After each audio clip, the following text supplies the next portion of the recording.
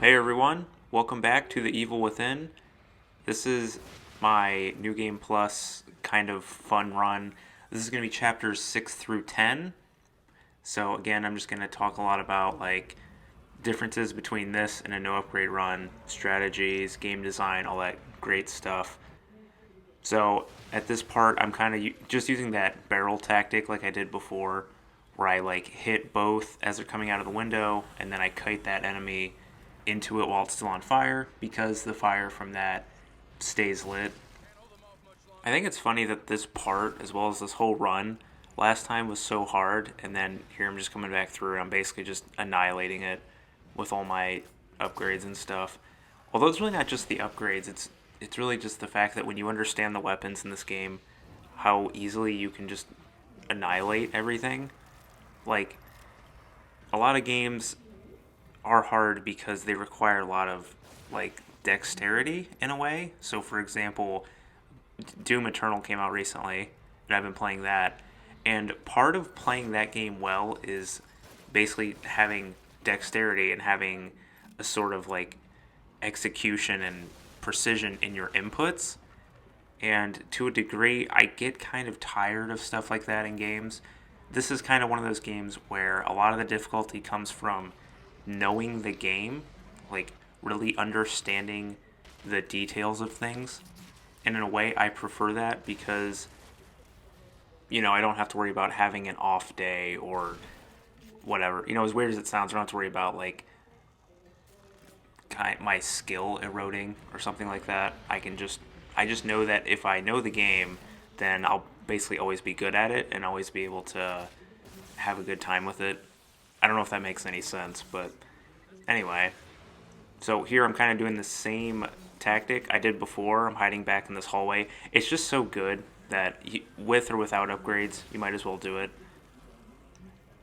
The flash bolt, like I said, I'm gonna use it here, but since enemies like come in like it's such a in such small intervals, it's not really as good as you might think because they come in so much that you're gonna end up missing them with the bolt because it doesn't affect enemies who are in an animation. So as they're falling down, it's not going to hit them. So right there, I used the freeze bolt, which is much more reliable in this kind of scenario. Again, the flash bolt is great if you're surrounded or if enemies aren't close together, but you can't use it as a trap like you do with the shock bolt or the freeze bolt. And so I don't know what just happened there, but the freeze bolt set something off, but I used the melee on that fatty and it actually hit him back. So the melee's really useful if you know how to use it. I don't know what it was, but I was playing on Nightmare a couple months ago when I was getting some other footage, and the enemies seem much more susceptible to hit stun on Nightmare from melees for whatever reason. I mean, every single enemy I hit with a melee on Nightmare would get hit back or they'd fall over or something. And on Akumu, it doesn't seem as consistent. I don't know what that's about. I don't know if I'm using it incorrectly or what, but that's one of my only like real complaints with the combat is I wish the melee was more consistent. Like in Resident Evil 4, when you hit someone with a knife, it's going to provide hit stun much in the same way the handgun does. So if you hit them in the knee, they'll fall down on one knee. If you hit them in the head, you can kick them. If you hit them in the arm, they'll drop their weapon. It's a lot of the same thing, but that doesn't apply to the melee in this game as much, and I don't want it to be the same as Resident Evil 4. I just wish there was more consistency. But for some reason, like I said, when you're playing on Nightmare, there is more consistency, it seems like. Enemies will always get knocked back from it for some reason. So I don't really know how that works as much as I've played this game. So this spawn point right here, you can just absolutely crush with the bolts. You can freeze them too while they're falling and then just like shoot them with the handgun or like hit them with a melee while they're falling off that crate right there. And I'm going to grab this guy's torch because the torch is amazing, but I'm going to drop it because this is one thing you can do with the pickup weapons, the axes and the torches. You can pick them up and then drop them somewhere, and then like that room, the doors close when the sadist appears, so I'm going to leave the torch there and I'm going to go in through that door, so I left the torch by the door. And I'm going to show like a good way to do this in Chapter 10 as well. Chapter 10, I do quite a few like cool things that I haven't done before, so that'll be pretty fun to talk about. Also, with this part, I always come up this way when I play. So basically, when you come out of the burning house, I go to the left. It's actually easier to go to the right because those two masked enemies who are behind the ledge, like one's throwing an axe at you, or they both might be throwing stuff at you. I don't know. You can actually just go up right behind them and kill them. So it's probably easier to go that way. I didn't really try to do that until after I recorded this part, but just something you should know. You can go either way, but that one's a good option too. And in the last playthrough, my no upgrade run, I went for a lot of leg shots with the handgun, but now that since it's upgraded and I can get critical hits more easily, it's a lot more tempting to go for headshots. See right there, I wanted to melee him and then he would turn around and like the back of his head would be exposed, but he just kind of tanked the hit. I don't know why, like he wasn't in an attack animation from what I could see, so I don't know why that didn't knock him back.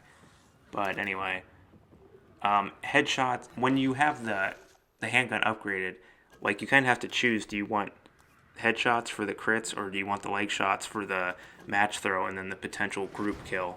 So it's a really interesting decision you have to make once you have it upgraded. And it's nice that a game, once the gun is upgraded, you actually have more decision making. So right here, the flash bolt works on the sadist. So I stunned him, I shot him twice, and then you can actually do a sneak kill, which again doesn't kill him, but it does do damage. So I did one shot from the sniper, one from the shotgun. I did the sneak attack, and then I did one explosive bolt and one sniper round. So considering he's more of a boss type enemy, that is really not much ammo to use on him.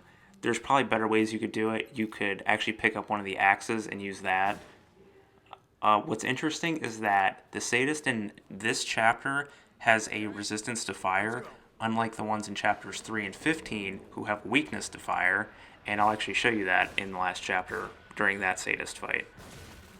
And those two enemies carrying Joseph, I just shot them both with the handgun this time because they only have, I think, 2 health, which is obviously so little anything will kill them. A melee would kill them with only 2 health. So if you don't have sniper ammo, you can just do that. Or you could hit them with... You could actually maybe hit them with 2 flash bolts and kill them because a flash bolt does 1 damage and they have 2 health. So that would be really weird to kill. I've never seen something die with a flash bolt because it only does 1 damage, but maybe I could try that just for something funny to do. But those enemies I pretty much just took care of the same way I did last time. So one of the biggest differences between this playthrough and the last one is going to be how I'm going to do the boss fights because they're going to be way quicker and way easier. Like it's not even close. They're almost every boss in this playthrough I beat on my first or second try, and usually if I died, it was just because I was trying to do something like that really wasn't safe. And right here, last time I used the shock bolt, but you can use the flash bolt. It's the same thing. It'll hit the enemies behind you because it hits enemies in a big AoE, obviously. So either one works, or you could shoot them. It doesn't really matter. So I'm actually going to pick up the axe and I'm going to use it on this guy. I actually forget these guys' names. I think it's like Zen and something. I don't remember. Anyway, I'm gonna kill them really fast, and I'm gonna kill this first one fast and make sure I get out of here so I don't get trapped by the second one. But I'm gonna lay down explosive bolts for him because they do a ton of damage even when they're not placed directly on the enemy. But it does do more damage if you place them on the enemy. So again, it's kind of a risk-reward thing where you risk putting it on the enemy and having them get close to you. And potentially damaging you, but that's what does the most damage. So just 2 right there was enough to down him. So then I hit him with the axe, and I'm going to hit him with 1 harpoon bolt, and that'll kill him. So 2 explosive bolts, 1 harpoon, and an axe killed one of them, which is crazy because of how much I used last time. And right there, I just wanted to show you the flash bolt really doesn't do anything against them. It doesn't even do a brief stun from what I can see.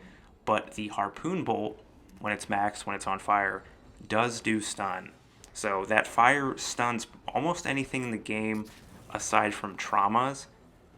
So, and then I'm going to take advantage of it again. It's nice because not only does it stun him, it does damage. So Again, this is part of this like huge dynamic between all these bolts. So if you were to stun him with a shock bolt, it wouldn't do any damage, and then you'd have to use other sources of ammo.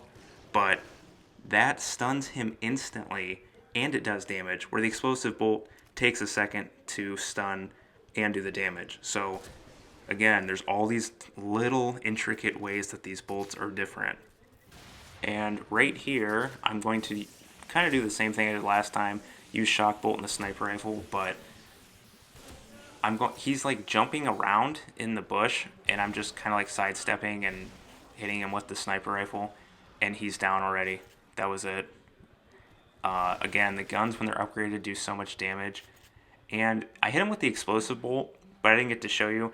If you shoot that on him, kind of like when he's idle, he'll shake it off, like when a dog shakes off, like when they're wet or something. He'll do that, and the bolt will fly off of him. It's pretty funny. But I didn't get footage of that because I stuck it on him as he was rising, so the timer was counting down while he was already in an animation, so he didn't have time to do that. And right here, I'm gonna freeze these enemies from a distance and then show you can just, that's the easiest way to do that, is just shoot them with the handgun from a distance. You really don't even have to get near them. That's the thing about the difference between that and the shock bolt, is the shock bolt, you have to get near the enemy, and then you have to risk them getting back up if you don't get to them in time, or you don't get the match off in time. But the freeze bolt, you can just shoot them, or if you're nearby and you don't want to use a match, you can just melee them. Also, probably important to note that this is chapter 7 now. I haven't been saying when I've been changing chapters, but now this is chapter 7. And right here, I was going to try and I don't know what I was trying to do here. I was trying to light that guy on fire through the door, but I don't think it didn't work how I wanted it to. I wanted to light them all on fire. But right here I'm showing you can shoot these bolts through the door.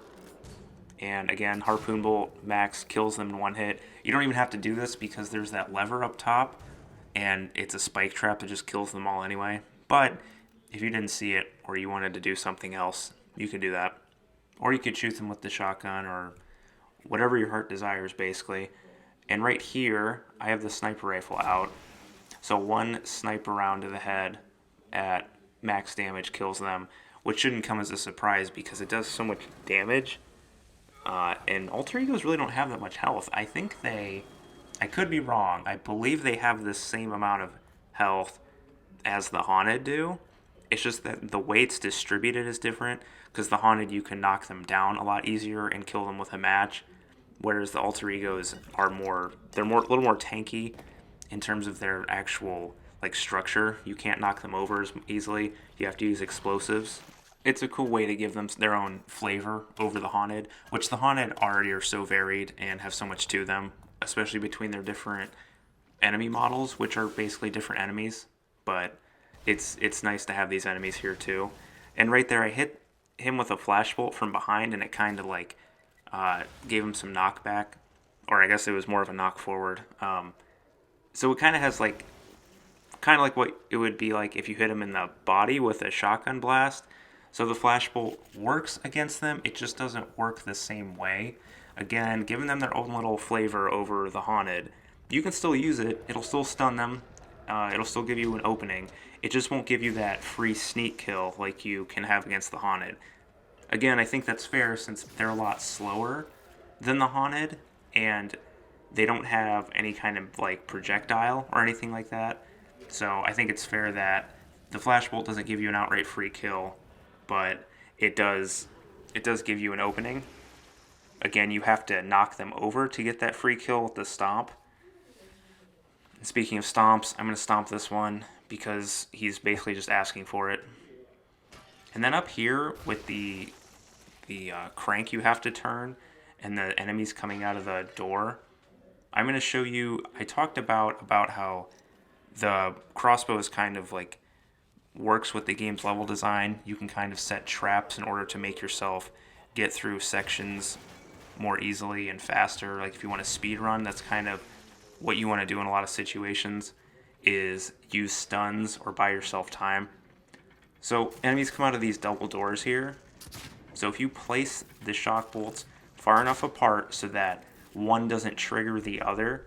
You can space it out, and I'm going to show you. So they're all going to get caught in this first one, and it's actually not necessary for me to place this one closest to me because I have it fully upgraded, so the duration is maxed out. But if it's not upgraded, you can do two here, and they won't even catch up to you. And I'm going to use the freeze bolt here because they're amazing for alter egos, because it freezes them and then you can do a shatter just like you do on the haunted, which is pretty powerful considering they're kind of supposed to be a step up from the haunted, but you can still instantly kill them. And then the harpoon bolt obviously also does the same thing. Basically every bolt type, when you get to this point, when it's fully upgraded, it's just an instant kill on every base enemy type. But right here, again, just because I want to do different things and experiment and show different things off, if you utilize these ledges, you can just go right into a stomp. So you can just kill these enemies without even having to use any ammo whatsoever. And you don't even have to use an explosive or some other method, like something that requires another ammo type. Like literally just wait for them to step onto the ledge and then just stomp them. And then you don't have to use anything. I would say that if you're doing like a normal playthrough, a no upgrade run, like a new game, something like that, I think the shotgun is probably overall the best way to deal with them when it's kind of at like low to mid range upgrades. But anyway, here's the keeper, and basically I'm going to just kill him mostly with explosives. So right here, you can actually plant it on the wall as a trap, and when it's maxed out, it's still enough to just kill him with one bolt.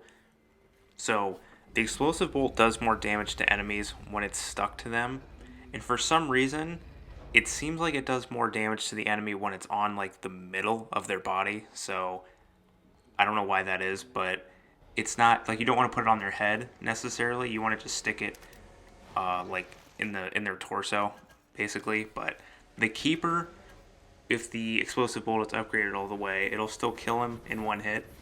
And right here, I'm going to start that animation to get him to spawn. And then right here, so I stuck it behind him, and even then, he was kind of far away from it, but it was still enough to kill him in one hit. And when he starts to spawn, like when he starts to rise up off the ground, don't put the bolt down before that happens, because the timer's going to go off before he's actually officially like spawned, like before the full model is in. So I would wait before you actually plant the explosive bolt. But yeah, this is just such a good boss fight, I think. Like you can use pretty much anything you want on him. When he throws down his traps, you can even use those against him. Like you can shoot him and then he'll get stuck in them. I think that like boss fights in games like this tend to be pretty hit or miss. Like I think traditionally a lot of my favorite action games, the boss fights tend to be probably my least favorite thing about them all from a gameplay standpoint. But I think the boss fights in this game, they just absolutely like nailed it. Like they're all awesome. They're all really hard. There's a lot of ways to beat them. They don't drag on too long. Like I hate boss fights that last a long time because of like they have a lot of health. That's not the case here. Right here, look at that. 2 grenades killed him. Again, you can just throw them right as he's spawning, because when he spawns, it takes him a couple seconds to actually like initiate an attack. So, but anyway, yeah, I think this fight's great. I think all 3 keeper fights are awesome and are great examples for how to do fights like this in these kinds of games. So here I'm going to tread back, go back and get this valve, and then I'm going to turn back around and I'm going to kind of show you guys like just how the damage values, what you can use against him. So I'm going to throw 1 grenade and then 2 handgun shots are going to be enough to kill him. So you see that right there, and it was pretty far away from him too. And then he's staggered because explosives stagger him, just like they do with other bigger enemy types. He's staggered, 2 handgun shots put him down, and then he has that long respawn between kills. So, but I'm gonna put the wheel in, and initially I wanted to do another kill with some kind of explosives, but I thought I'd take this chance to bait out his trap where he like throws the 2 traps down, and I'm going to use that against him, and then I am going to throw a grenade at him. So when he gets to about right here, he's going to throw these 2 traps down. They're kind of like the bear traps, but you can shoot him when he steps near him and then he gets caught in it. I'm going to throw a grenade. And then, obviously, since one grenade and two handgun shots killed it the last time, one grenade and one shotgun shell is like overkill, and that'll kill him. So, there's really not that many resources to use against him because you actually do find quite a bit of grenades throughout the game. And I think that a lot of people probably find them and think they're not very useful because you have explosive bolts, which you can stick to surfaces and use as traps, but the grenades have their own benefits, like I talked about in the last playthrough. And right here, we're on Chapter 8, and there's only a couple fights here, but this first one, again, I wanted to show you something. So when they initiate this grab attack where that thing comes out of their stomach, you can actually shoot that thing, whatever it is, and then it'll not only do a little bit of stun, but it'll go back inside them. So that's very helpful. If you're being chased and you don't have any kind of like heavy firepower, you can do that. And then right there, I knocked that guy over, and then I'm going to freeze them all, and then a melee is going to take care of all of them. It's still so weird to me how this chapter is structured. There's only like 6 or 7 enemies in this whole chapter. I mean, in other chapters, there's more enemies than that in one fight. So I think this should have just been added into a different chapter. I think that probably would have made more sense, but what do I know? I do still wonder if there's something regarding the heads on these enemies, like if you destroy one, if it does something to them as opposed to if you hit the other. I don't know how that works. Like sometimes I feel like I destroy a head and they become more aggressive, and sometimes I feel like I destroy a head and it doesn't really do anything. So I don't know if that's some kind of hidden mechanic or hidden like detail surrounding them. I'm still trying to figure that out. I haven't really come up with anything. It's kind of hard to do because you don't fight that many of them throughout the game as opposed to, the base enemy types. And here, like I talked about in the last playthrough, the flashbolt just instantly will kill all of these little crawling things. And that's all what I did. I just waited for them all to spawn. So that was Chapter 8. Now I'm on Chapter 9. And there's going to be a lot of jump cuts here because the enemies are spaced out a lot more than they are in the other chapters. Like, there's not as many big fights as there are just, like, a couple enemies placed scattered around the area. So that's how this whole chapter is, and it made editing it kind of weird, but whatever. So those two enemies that were sitting down, like, eating that guy, just an explosive bolt, anything there will take care of those guys. And this is one thing about having the guns upgraded is that, so usually you'd want to use a match there if you don't have the critical and the handgun upgraded, but even when an enemy's knocked down and you'd normally want to use a match, you can go ahead and just hit him in the head while he's down, and it's going to be a good investment on that decision because, I mean, usually you're gonna kill the enemy in one shot. And here I'm just waiting for this guy to come around the corner so I can hit him with the dynamite.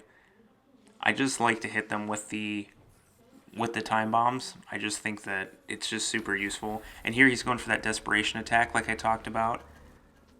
So anytime you light an enemy on fire, if it's a torch, a harpoon bolt, or a match, they can go for that last desperation attack. But it seems like it's more common with the harpoon bolt and the torch. I think it's the most common with the torch, which again makes sense because the torch is a completely free thing that you can just pick up, while the match is not only a resource, but it's something that you have to like time, and you have to make sure you don't get hit while the enemy's on the ground. So I think that the enemies going for those attacks with a match throw being the rarest makes sense.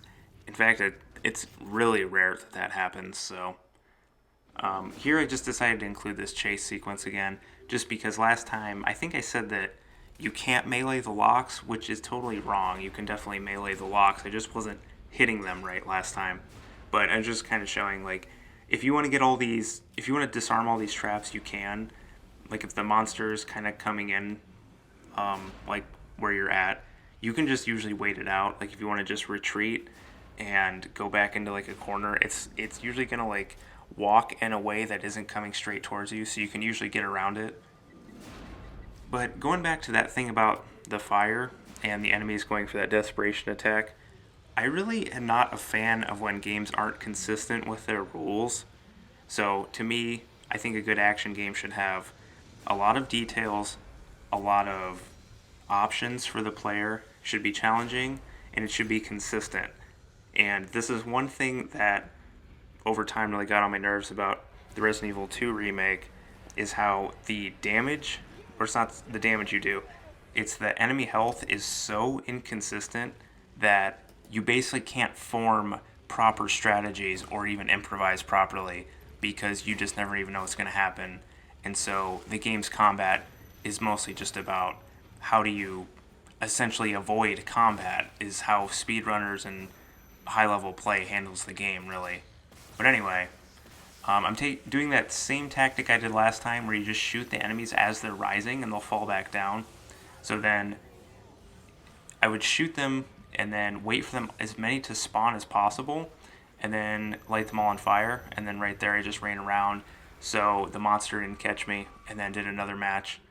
And that was it. Fight's pretty simple when you do something like that. And here's chapter 10. I'm really happy with this chapter because I do a lot of things here that I was happy I found and happy I get to show you and all kinds of stuff. To me, this chapter is like great for stuff like that. There's a lot of like pickups and different enemy types and traps, things like that. So this torch that this guy just dropped, I'm going to use it. I'm not going to use it on this first enemy I see. And that's the thing about pickups. You don't have to just use them right when you see the first enemy. I'm going to swap to my gun because when you swap to a weapon, he drops the torch or the axe. So I'm going to swap to the crossbow, light that guy on fire. I'm going to take care of this other enemy. And then I'm going to take care of the sniper. And then I'm going to go back and pick that torch back up. I'm going to carry it with me up to the second floor and use it on that group of enemies coming up.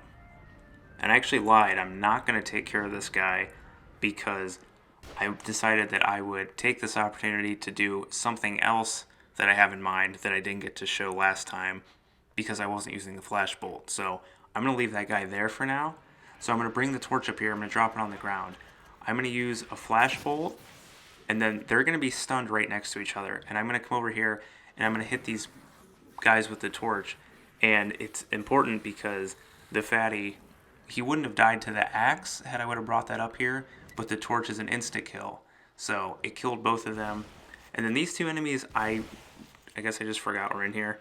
So I could have done a sneak kill on both of them had I just sprinted in there and done it, but that's alright. Again, if they're stunned with the flashbolt, you can still use whatever on them while they're stunned. It's not a stun that requires you to use a sneak kill. It's beneficial if you want a free kill. And speaking of a flashbolt, this is another really important thing you can do here, is that if a sniper or another enemy is kind of like ducking behind cover, you can shoot the flashbolt and then they'll like kind of be forced out of it. See, they stood back up and now they're in their stun animation. The only bad thing about it is that this stun that they're in from a flashbolt makes them move all weird, so it's hard to hit them. So if you do that, it's nice if you want to do an explosive bolt because obviously the AoE will catch them even when they're moving like that and they're hard to hit. And then I'm going to use the flashbolt in another cool way here in a second. This guy, I always like to use the bottle on this guy, the bottle that's on the second floor, because I don't ever use it for that group up there, but this guy's by himself and he has a mask, and the bottle works on the enemies with masks, so it's a good way to use it. And again, you can use the bottle on these two guys coming up, but so like I talked about with the enemies standing up with the flashbolt, I'm going to do the same thing here. They're both going to stand up and then they're both going to get hit by the blade. So that is a really easy, cost-effective way to deal with them. And then I'm going to try and light this guy on fire here, and it's not going to work, but it's alright because he stands up so slow, gives you plenty of time to hit him. And then right here, look at the range on the shotgun when it's upgraded. So the guy was very far away, and I still got a critical hit with the shotgun. So that's pretty good. That just shows you how good this weapon is. Like, you can basically do anything with it. I mean, it's good for crowd control, it's good for knockback, knockdown, crits, damage. It can basically do anything as long as you're using it right. And then right here, the game gives you 2 harpoon bolts, and another sniper is going to spawn up on that balcony. And instead of using the sniper rifle on him, like most people would, you can actually hit him with a harpoon bolt. So all you have to do is knock out this window here. Like I'm trying to hit him, but I don't see the cursor, so I had to hit out the window. And then I'm just going to light him on fire from here. So that's a really easy way to take care of him too if you don't have any sniper rounds. And then the little maze here, it doesn't go quite as smoothly as I thought it was going to, but that's okay. So this doppelganger, I wanted to like shock him along with other enemies, but I hit him and another enemy with the explosive bolt, which took care of them. And then luckily these 2 enemies dropped in the same spot, so I got to light them both with a match. And then here I'm going to use the time bomb again. Again, he wasn't close enough to die, but he got knocked down, and he actually came right to me, so that was pretty convenient. And then right here, I couldn't really decide what I wanted to do with this guy. I was like, kind of want to light him on fire, but then I was like, I always light this guy on fire. Let me use the time bomb, and then I was like, no, I want those trap parts. So I just hit him in the head with the handgun, because enemies who are already on the ground, like when you walk into an area and they're already grounded, they usually rise slower than if you're in the middle of a fight and you knock them down and they're getting back up. So you have a little bit more time to deal with them. And then right here I almost died, but I'm going to try to freeze them all, but I think I missed one. Yeah, I missed one, and then an enemy spawned behind me. This is one of those rooms where I was talking about where the enemy spawns and the compositions change.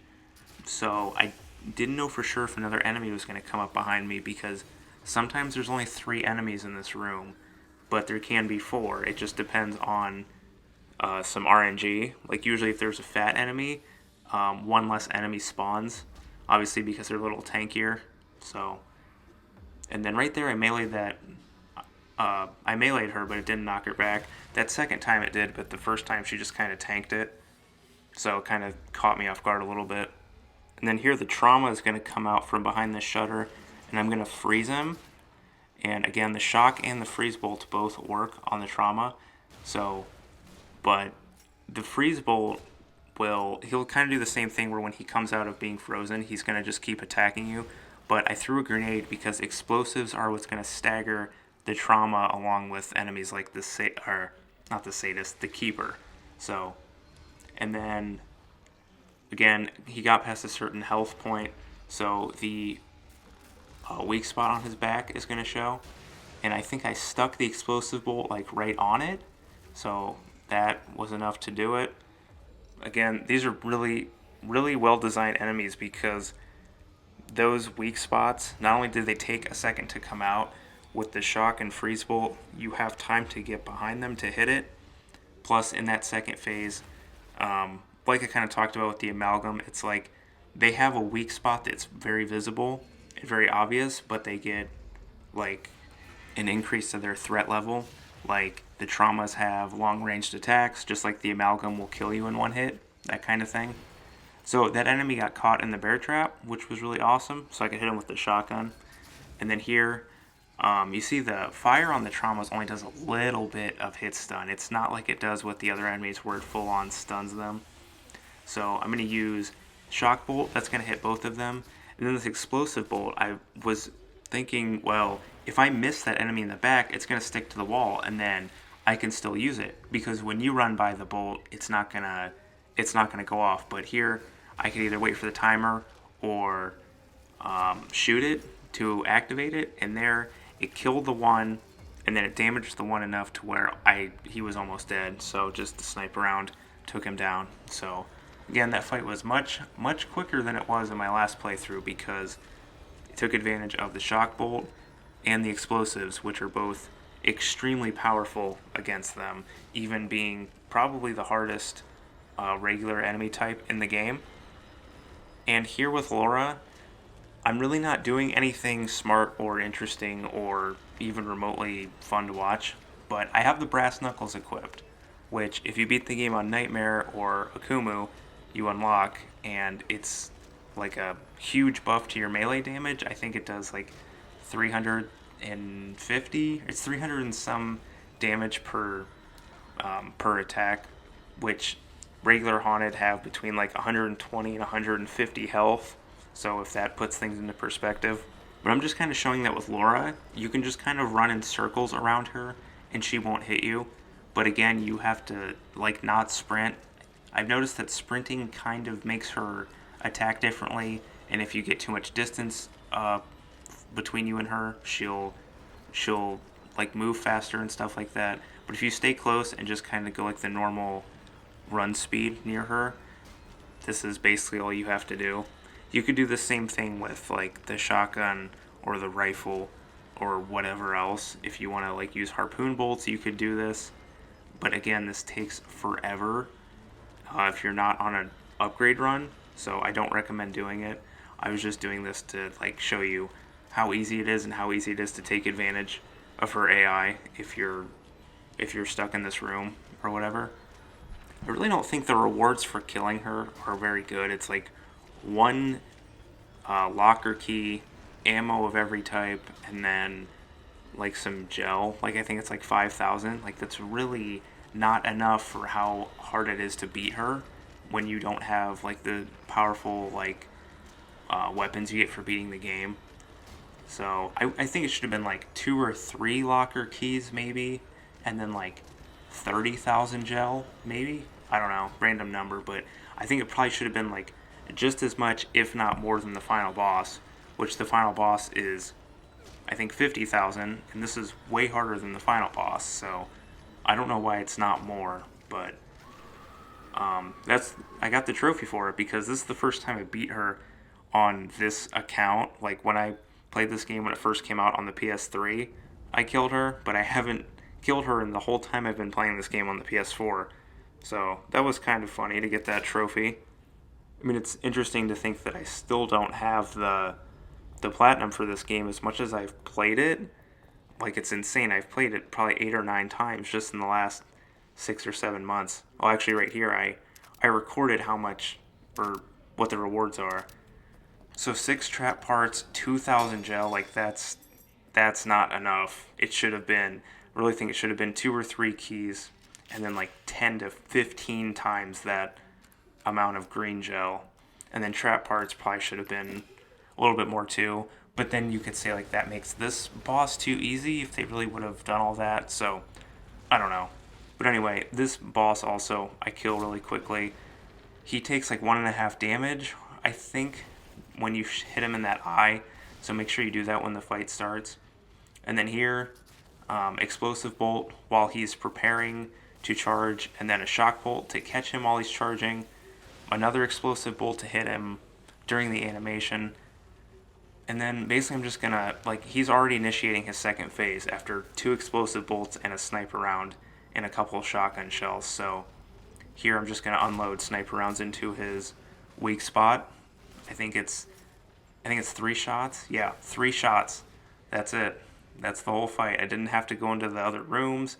I only had to use 1 trap bolt. I only had to use 1 shock bolt. So that was really, really easy. Now that I'm thinking about it, I wanted to hit him with a harpoon bolt so I could see how he reacts to the fire, but I forgot to do that. It'd be interesting to see if he gets the full stun from a fire like the traumas and the sadists do, because that would just be another good stun tool use against him, especially because when he's already charging you and use the shock bolt, it's like he's more than likely still going to hit you if you're still in range. So having that full fire stun for him would be really, really powerful, I feel.